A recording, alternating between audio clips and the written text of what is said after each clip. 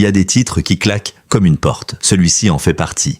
Mariage infernal et Joe Vérité révélé, à 46 ans, tout semble déjà écrit avant même que l'histoire ne commence. On imagine une confession brutale, un règlement de compte, une scène de rupture, peut-être même un secret resté enfermé pendant des années derrière les murs d'une maison familiale. Pourtant, dès que l'on approche le dossier avec prudence, une autre réalité apparaît, plus silencieuse, plus nuancée, et d'une certaine manière plus révélatrice de notre époque.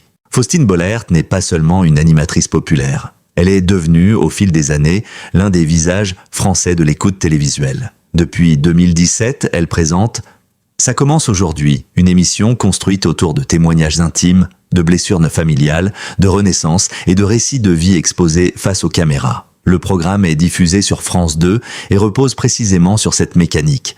Des personnes ordinaires viennent dire ce qu'elles ont longtemps gardé pour elles. Maxime Chatham, lui, vient d'un autre univers. Romancier à succès, associé au thriller, au suspense, aux zones sombres de l'imaginaire, il a bâti son œuvre sur la peur, l'enquête, le mystère et les failles humaines. Leur couple a longtemps intrigué parce qu'il réunissait deux formes très différentes de rapport au réel.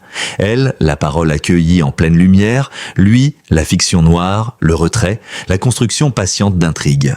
Pendant plus d'une décennie, leur histoire a été racontée comme une alliance presque romanesque. Une femme de télévision qui écoute les autres. Un écrivain qui explore les ténèbres, deux enfants préservés des projecteurs, quelques apparitions publiques, peu de confidences directes, et puis, en 2025, le récit médiatique a changé. Plusieurs articles ont évoqué une séparation, parfois un divorce, tout en soulignant que les principaux intéressés avaient longtemps gardé une grande réserve sur le sujet. Le Point rapportait notamment le 11 juillet 2025 que le magazine Voici annonçait leur divorce, tandis que Pure People employait une formulation prudente en parlant d'un couple qui serait séparé depuis plusieurs mois. Alors, quelle est cette vérité ? Est-ce celle d'un mariage réellement infernal ? Rien, dans les éléments publics vérifiables, ne permet d'affirmer cela. Est-ce plutôt la vérité d'un couple célèbre, longtemps idéalisé, rattrapé par l'usure du temps, les carrières, la pudeur, les silences et la pression médiatique ? C'est cette hypothèse, plus sérieuse, que cette Fong Su explore. Car parfois, la vérité n'est pas un scandale, elle est une déconstruction lente, celle d'une image. Avant d'être associée à un couple célèbre, Faustine Bollaert est d'abord une professionnelle de l'antenne. Née le 20 mars 1979 à Paris, elle a traversé plusieurs étapes du paysage audiovisuel français. Presse écrite, radio, M6, W9, France Télévisions. Sa trajectoire montre moins une apparition soudaine qu'une ascension progressive, faite de formats différents, de repositionnements et d'une capacité rare à passer du divertissement à l'intime. Ce détail est essentiel. Car Faustine Bollaert n'a pas construit sa notoriété uniquement sur le prestige d'un programme ou sur une image glamour. Elle l'a construite sur une compétence plus difficile à mesurer. Faire parler les autres sans donner l'impression de les pousser. Dans « Ça commence aujourd'hui », elle reçoit des anonymes venus évoquer des ruptures, des deuils, des secrets de famille, des dépendances, des violences, des reconstructions. Le dispositif télévisuel pourrait facilement devenir brutal. Pourtant, son rôle consiste à maintenir une forme d'équilibre. Laisser surgir l'émotion sans la confisquer, relancer sans insister, cadrer sans étouffer. C'est là que commence le paradoxe. Pendant que Faustine Bollaert devenait l'animatrice des confidences publiques, sa propre vie intime restait soigneusement contenue. Elle savait écouter les histoires des autres, mais ne transformait pas la sienne en feuilleton. Elle incarnait une télévision de l'aveu, mais vivait son couple dans la retenue. Cette contradiction apparente a nourri l'intérêt du public. Elle a aussi créé un espace de fantasme. Le public connaît les visages, il connaît les carrières, il connaît parfois quelques images volées ou consenties, une avant-première, une cérémonie, un plateau de télévision. Mais il ne connaît presque jamais le quotidien réel. Dans le cas de Faustine Bollaert et Maxime Chatham, cette distance a longtemps été interprétée positivement. Discrétion, solidité, maturité. Le couple semblait exister loin du bruit, comme une exception dans un monde médiatique qui expose tout. Pourtant, la discrétion peut produire deux récits opposés. Tant que le couple paraît uni, elle devient une preuve d'élégance. Dès que la rupture est évoquée, elle devient un mystère. Les mêmes silences qui protégeaient l'intimité deviennent soudain des zones d'ombre. Les mêmes gestes de pudeur sont relus comme des indices. Les mêmes rares déclarations sont décortiquées après coup. Dans cette mécanique, Faustine Bollaert occupe une place particulière. Elle est une figure de confiance. Chaque jour, elle entend des gens raconter ce qu'ils n'osaient pas dire. Dès lors, le public peut être tenté de croire qu'elle lui doit, à son tour, une vérité complète sur sa propre vie. Mais ce raisonnement est fragile. Le métier d'une animatrice n'efface pas son droit à la réserve. Recevoir la parole des autres ne signifie pas abandonner la maîtrise de la sienne. C'est peut-être ici que se situe le premier malentendu autour du fameux mariage infernal. Ce mot ne décrit pas forcément une réalité intime documentée. Il décrit plutôt une attente médiatique, celle d'un récit spectaculaire, d'une révélation qui viendrait justifier des années de curiosité. Or, la vie privée d'un couple ne fonctionne pas comme un plateau de télévision. Elle ne se résume pas à un thème, à un angle, à une séquence émotion. Faustine Bollaert a passé une partie de sa carrière à donner une forme aux histoires des autres. Mais lorsque l'histoire devient la sienne, la forme change. Il n'y a plus de décor, plus de fauteuil, plus de public prêt à applaudir à la fin. Il y a seulement une femme connue, un écrivain connu, 2 enfants, des années communes et une séparation évoquée par la presse avec plus ou moins de prudence. Ce premier chapitre rappelle donc une chose simple. La vérité d'un couple célèbre commence rarement par un aveu. Elle commence souvent par un écart entre l'image que le public a construite et la réalité que personne ne peut entièrement posséder. Maxime Chatham n'est pas seulement le mari de Faustine Bollaert. Réduire son identité à cette formule serait injuste. Il est l'un des auteurs français de suspense les plus identifiés par le grand public, avec une œuvre abondante, traversée par le thriller, le fantastique, l'angoisse et l'enquête. Ses romans ont souvent été associés à une capacité à organiser la peur, à faire avancer le lecteur dans des couloirs narratifs où chaque détail peut devenir menace. Ce contraste avec Faustine Bollaert a longtemps nourri la curiosité. Elle travaillait dans la présence, l'entretien, le face-à-face. Lui travaillait dans l'isolement, l'écriture, la fabrication de mondes sombres. Elle recevait des personnes venues chercher une forme de réparation par la parole. Lui inventait des personnages confrontés au danger, à la culpabilité, à la violence symbolique ou criminelle. Sur le papier, l'opposition semblait presque trop parfaite. Leur mariage a été présenté dans la presse People comme une union durable célébrée en 2012. En mai 2024, Pure People rappelait que Faustine Bollaert avait dévoilé sur le plateau de Vivement Dimanche une rare photo de son mariage avec Maxime Chatham gardée jusque-là dans la sphère privée. L'article insistait aussi sur le fait que le couple protégeait les visages de ses enfants, notamment pour leur éviter l'exposition publique. Cette scène est importante. Elle ne montre pas un couple en représentation permanente. Elle montre au contraire une famille qui choisit ce qu'elle laisse voir. Une photo de mariage mais pas les visages des enfants. Une confidence légère mais pas l'ouverture totale du foyer. Une présence médiatique mais sous contrôle. En décembre 2024, Faustine Bollaert déclarait à Télé Loisirs qu'elle et Maxime Chatham étaient assez pudiques lorsqu'il était question de leur relation. La phrase est courte, mais elle résume une stratégie intime. Ne pas faire du couple un spectacle, ne pas transformer l'amour en produit de communication, ne pas utiliser la notoriété de l'un pour alimenter celle de l'autre. Cette pudeur, pourtant, n'a jamais empêché les signes d'affection publique. En novembre 2024, Maxime Chatham évoquait auprès de Télé Loisirs l'influence de Faustine Bollaert sur sa vie et sur son rapport au réel. Il expliquait qu'elle l'avait aidé à sortir d'une existence trop enfermée dans ses livres, à accepter davantage le réel et l'émotion. Il lui dédiait également son roman Prime Time, publié chez Albin Michel avec une formule d'hommage à son épouse. Relu aujourd'hui, ce passage peut surprendre. Comment passer d'une telle déclaration à des articles évoquant une séparation quelques mois plus tard ? Mais la vie conjugale n'est pas linéaire. Une déclaration sincère, à un moment donné, n'annule pas la possibilité d'une crise ultérieure. De même, une rupture éventuelle ne transforme pas mécaniquement les années précédentes en mensonges. C'est ici que la notion de mariage infernal devient problématique. Elle suppose une relecture totale du passé à la lumière de la fin. Comme si, parce qu'un couple se sépare, il fallait que tout ait été faux. Comme si la difficulté annulait l'amour, comme si l'usure effaçait la tendresse. Pourtant, les éléments publics disponibles décrivent plutôt un couple qui a longtemps revendiqué la réserve, la protection des enfants et le respect de 2 carrières distinctes. Le véritable enfer, s'il faut employer ce mot avec prudence, n'est peut-être pas dans le mariage lui-même. Il est dans l'impossibilité pour 2 personnalités connues de vivre une crise sans que celle-ci soit transformée en récit public. Dans un couple anonyme, une séparation peut rester une affaire de famille, d'avocats, de logement, d'organisation parentale, de conversations difficiles. Dans un couple célèbre, elle devient un objet de titres, de spéculation, de commentaires et de montages émotionnels. Le cas Bollaert-Chatham révèle ainsi une tension contemporaine. Le public admire la discrétion,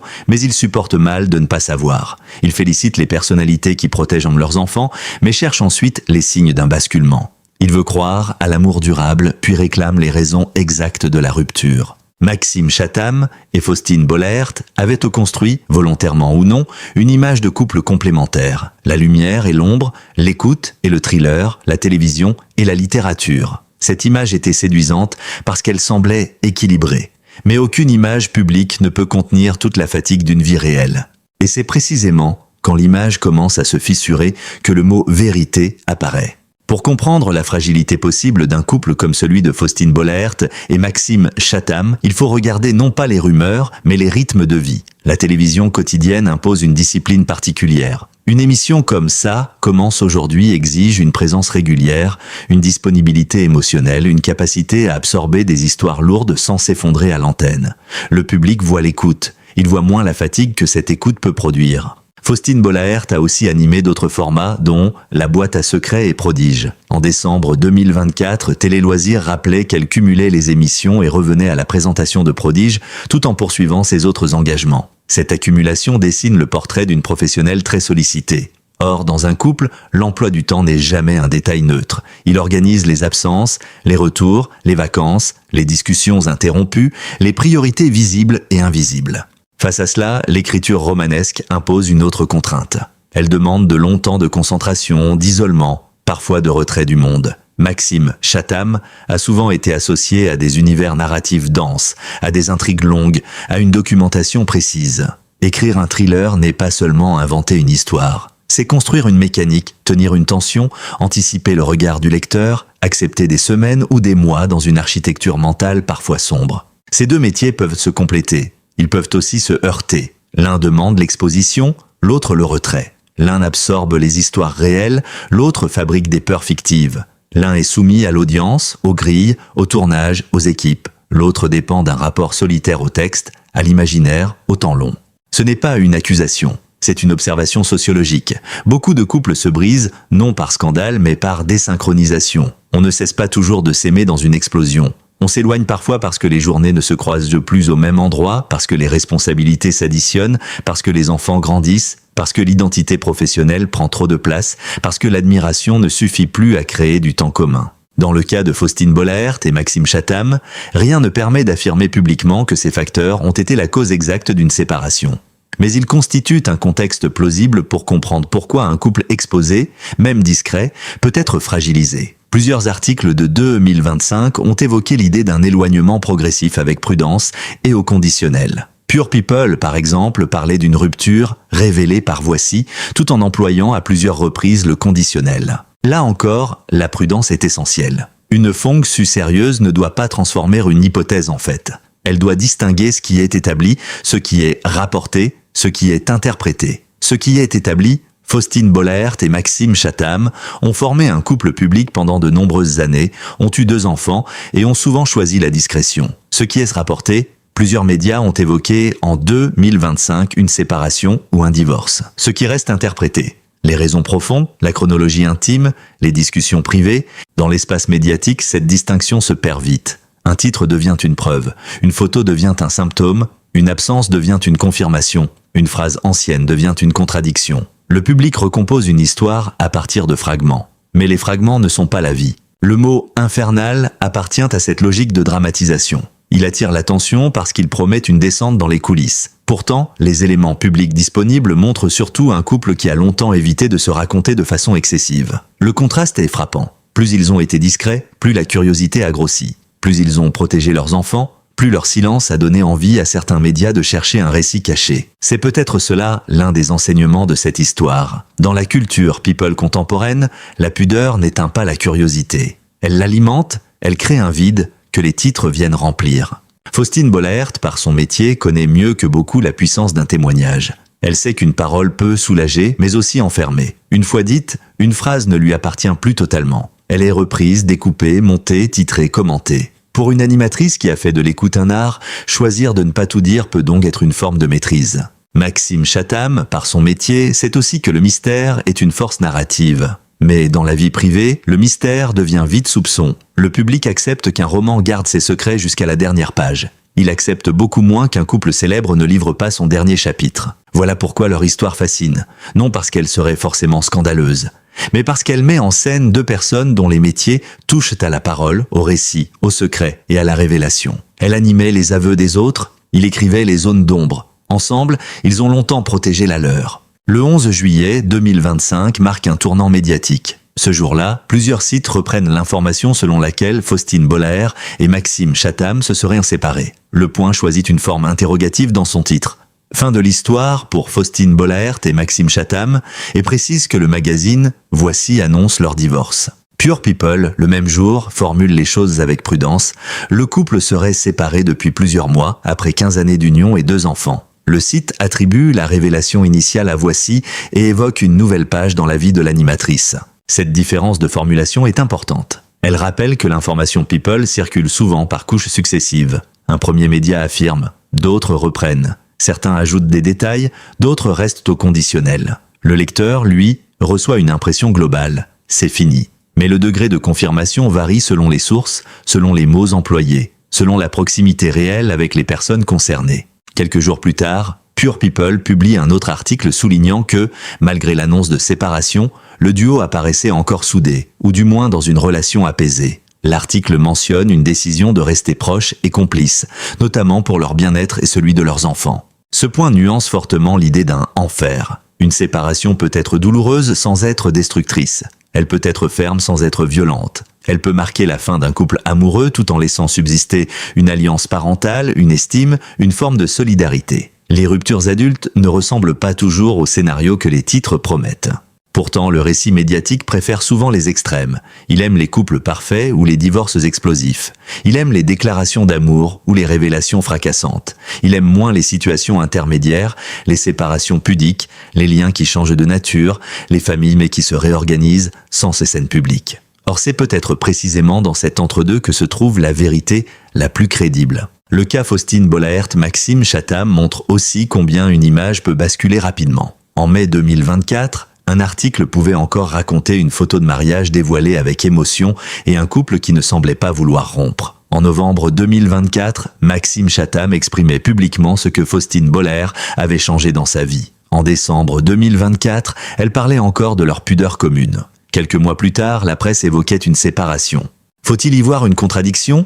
Pas nécessairement. C'est plutôt le rappel brutal que les couples ne préviennent pas toujours le public avant de traverser une crise. Ce que les lecteurs découvrent en juillet a peut-être commencé bien avant. Ou peut-être pas. Personne, en dehors du cercle intime, ne peut le dire avec certitude. Le risque journalistique serait de combler les blancs par de la fiction, d'imaginer les disputes, de prêter des intentions, de transformer le silence de Faustine Bollaert en aveu, de faire de la mélancolie éventuelle de Maxime Chatham une preuve, de relire chaque apparition publique comme une mise en scène. Cette méthode produit des récits efficaces, mais elle détruit la rigueur. Une fong su-culturelle doit faire autre chose, replacer l'histoire dans une logique plus large. Ici, cette logique est celle du couple célèbre à l'ère de l'exposition permanente. Un couple n'existe plus seulement parce qu'il vit. Il existe parce que les médias disent qu'il vit, parce que les réseaux imaginent, parce que les titres suggèrent, parce que les photos laissent croire.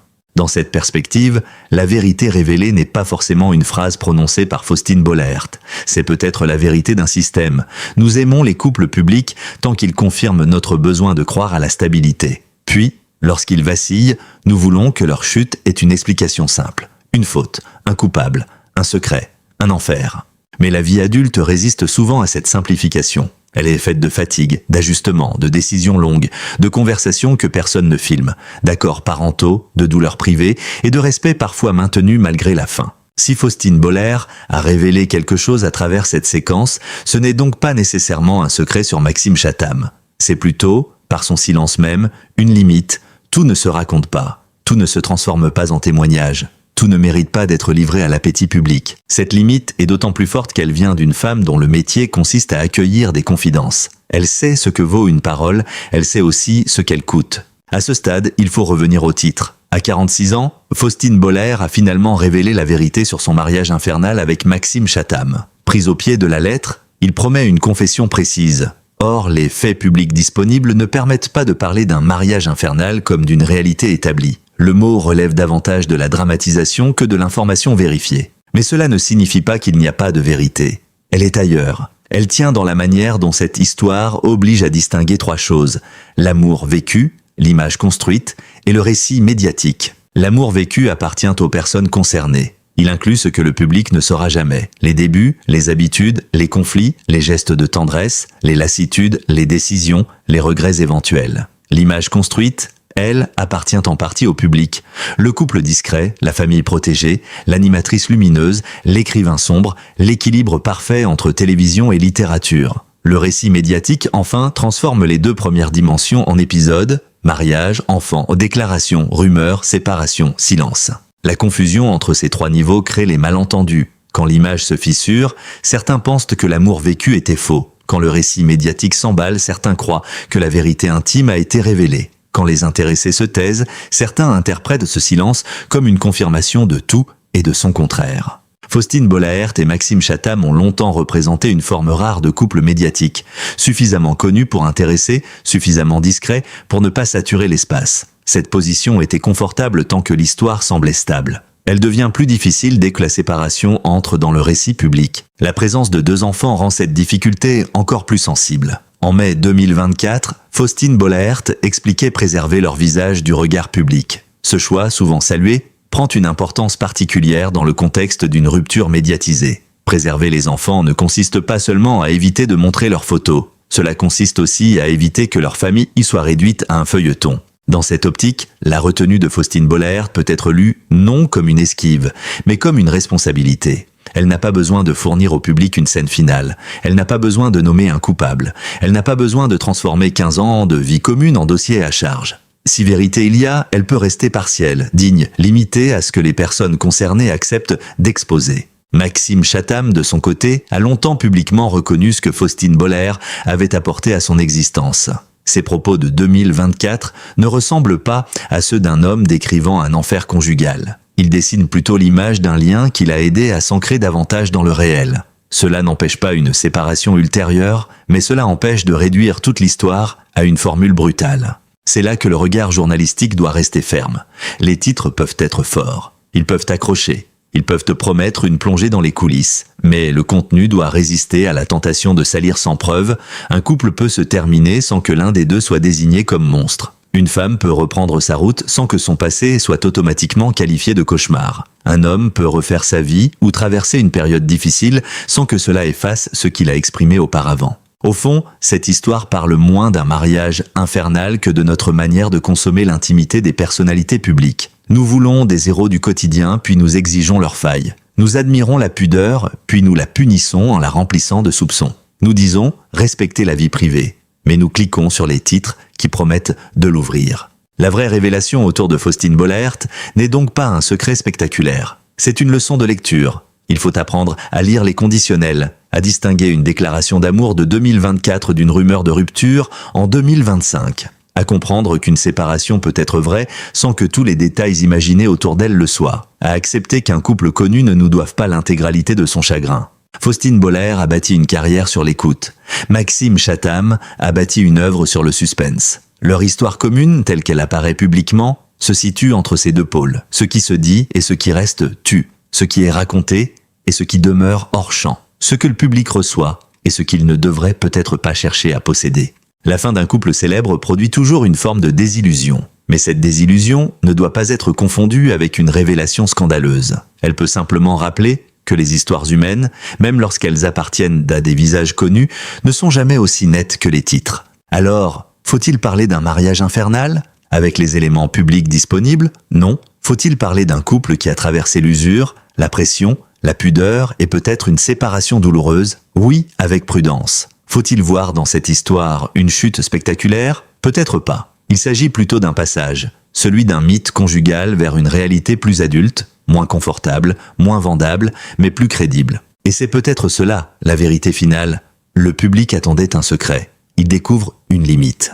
Une limite entre ce qui intéresse et ce qui appartient encore aux personnes concernées. Une limite entre le droit d'informer et le plaisir de supposer. Une limite entre la curiosité culturelle et l'intrusion. Reste une question ouverte. Dans les années à venir, Faustine Bollaert choisira-t-elle de parler plus clairement de cette période ou continuera-t-elle à laisser son silence protéger ce que les titres voudraient transformer en spectacle? Et vous, qu'en pensez-vous? Cette histoire marque-t-elle simplement la fin d'un couple ou révèle-t-elle quelque chose de plus profond sur notre rapport aux célébrités, à la pudeur et aux séparations médiatisées? Hoi bin Shluan, like va subscribe pour continuer à suivre nos prochaines enquêtes culturelles.